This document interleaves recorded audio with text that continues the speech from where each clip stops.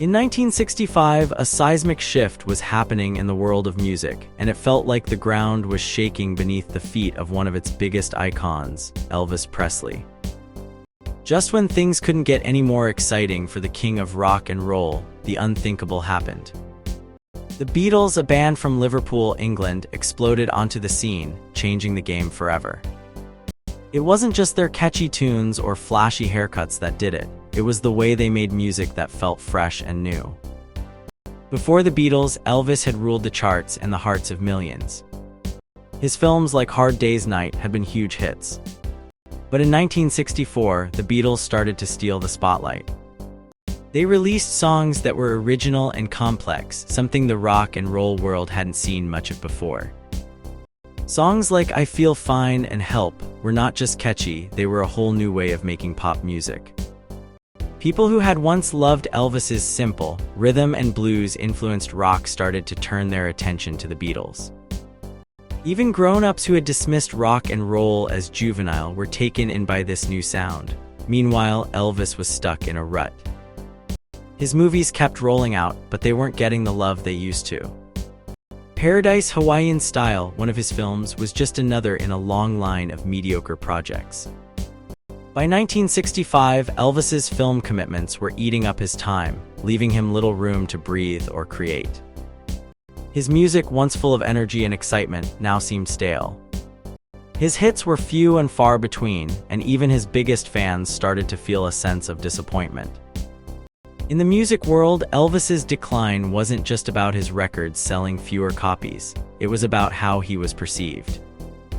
Many young people, especially the new wave of teenagers born during the baby boom, saw Elvis as a relic of the past. They had grown up with the Beatles and other new bands like the Rolling Stones and the Byrds.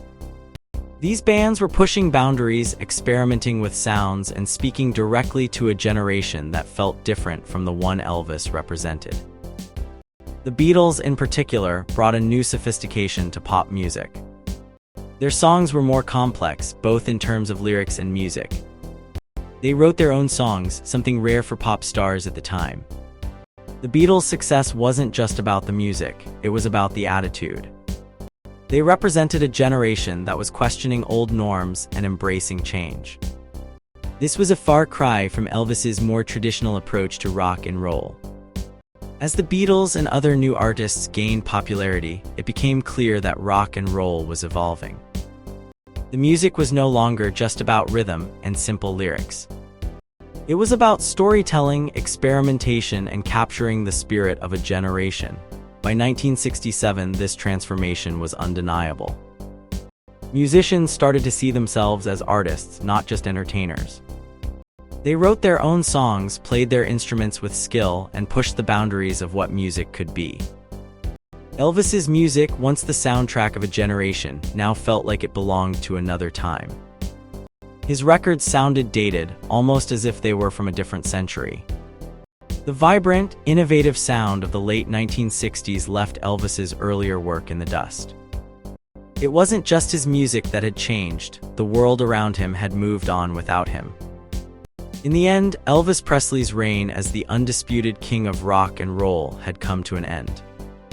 The king was dead, or at least his golden era was over. The new kings of rock were the Beatles, Dylan, and others who were redefining music and capturing the hearts of a new generation. The music world would never be the same again. Elvis Presley felt uneasy about the changes happening in the music world. The Beatles' huge success was a big source of his distress. At first, he felt annoyed that the Beatles were breaking records and getting so much attention. Commentators compared their wild fan base to the excitement Elvis had created in the 1950s. But over time, Elvis' feelings turned into jealousy.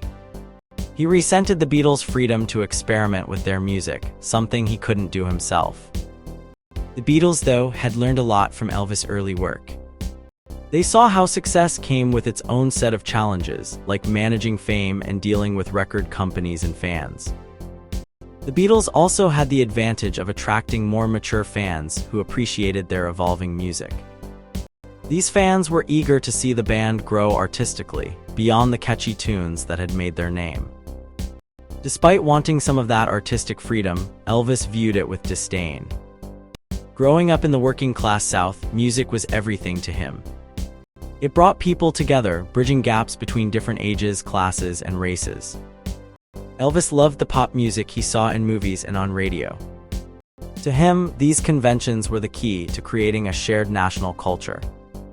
He couldn't understand why anyone would want to go beyond them. Elvis loved all kinds of music, but he struggled with the idea of making judgments about artistic value. To him, authenticity was confusing. He didn't grasp why artists like Bob Dylan or the Beatles could change their style and still be respected. Elvis was bewildered by their casual attitude toward their fans, especially when artists like Dylan switched to electric instruments, upsetting traditional folk fans. For Elvis, this was seen as disrespectful to those who had supported him. As an entertainer at heart, Elvis was not an artist seeking self-expression. His goal was to please the public and make his mark in a way that felt authentic to him. Experimenting like Dylan or the Beatles was not his style. However, despite his reservations about many rock artists, Elvis did find some new music appealing. He liked the folk music of groups like Peter, Paul and Mary, and Odetta. He also came to appreciate Simon and Garfunkel. Through these artists, he first encountered Bob Dylan's music, even though he disliked Dylan's voice. By 1966, Elvis was exposed to a lot of new music at home, from folk to pop to classic songs by artists like Hank Williams and Ray Charles. He and his friend Charlie Hodge would often play these songs, mixing them with gospel and R&B. This exposure sparked something in Elvis. He began thinking about returning to the studio to make some new non-soundtrack music. Elvis' Colonel Parker saw an opportunity. Wanting to regain some ground lost to the Beatles and other new artists, Parker believed Elvis could revive his career by making music outside of his films. He thought this would remind Elvis of the passion that had initially driven him away from the formulaic films and music that had become dull. In early 1966, a recording session in Nashville was planned. Elvis started preparing well in advance. He looked at songs suggested by Hill and Range, the music publishing company, but made it clear he wanted to record different songs. Along with Hodge and Red West, who was starting to write songs and work as a scout, Elvis went through many songs. They even considered some gospel tracks that RCA wanted to record. When they arrived at the studio, they were surprised to find a young producer named Felton Jarvis, an Elvis fan since 1955. Elvis and Jarvis clicked right away. They talked about the sound of Elvis' previous RCA recordings, which he felt were flat and unexciting. His voice seemed to dominate, drowning out the other musicians. Jarvis agreed, and they decided to make the recordings more energetic, adding more instrumental punch to match the vibrant sound of the British invasion. Jarvis was skilled at getting Elvis to channel his energy into recordings and ensured that the sound they created in the studio would be preserved, much like what Elvis and Sam Phillips had achieved earlier. In the late 1960s, Elvis Presley found himself at a crossroads. After some incredibly fruitful sessions with producer Felton Jarvis, things started to pick up again. They explored many styles: gospel, R&B, and even country pop. Elvis worked really hard, taking songs through many takes, confident that the mix would be perfect thanks to Jarvis's guidance. This was a far cry from the lazy recordings he had done for movie soundtracks. Elvis's gospel recordings were particularly powerful, eventually released in the album How Great Thou Art in 1967. This album even got a Grammy nomination.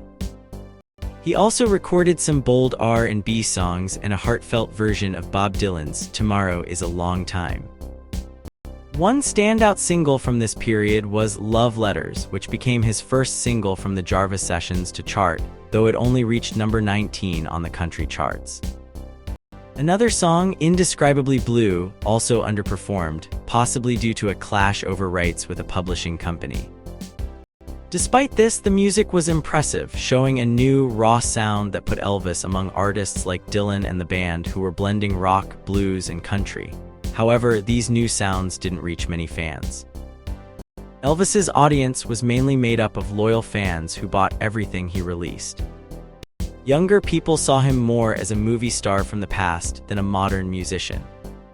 Colonel Parker, Elvis's manager, had an idea to revive Elvis's career. He negotiated with NBC for a special Christmas show in 1967. Parker wanted a traditional holiday show to capitalize on Elvis's existing fans. But Bob Finkel, the show's producer, had other ideas. He wanted something fresh and modern to attract younger viewers who might see Elvis as outdated. Finkel and Elvis clicked well.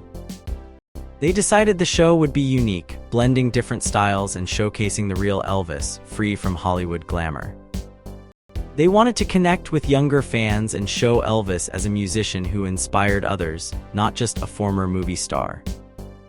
They hired Steve Binder, known for his mod style and work on shows like the TMI show, to direct. Binder believed this was Elvis's chance to reinvent himself.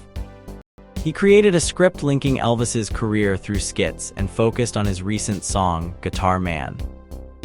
A highlight was an informal jam session, which let Elvis show his funny side and interact with fans in a relaxed setting. The show also featured Elvis performing updated versions of his old hits with a full orchestra. This blend of styles and the relaxed atmosphere helped Elvis feel more at ease. With Scotty Moore and DJ Fontana joining him on stage, it was a moment where Elvis could connect with his roots and show his enjoyable side. This special was a turning point. It allowed Elvis to try something new and different, appealing both to his old fans and a newer generation. Though Parker wanted a traditional Christmas song at the end, Binder insisted on keeping it modern. This show marked a moment where Elvis tried to bridge the gap between his past and the changing music world, showing that even stars can evolve and surprise their fans.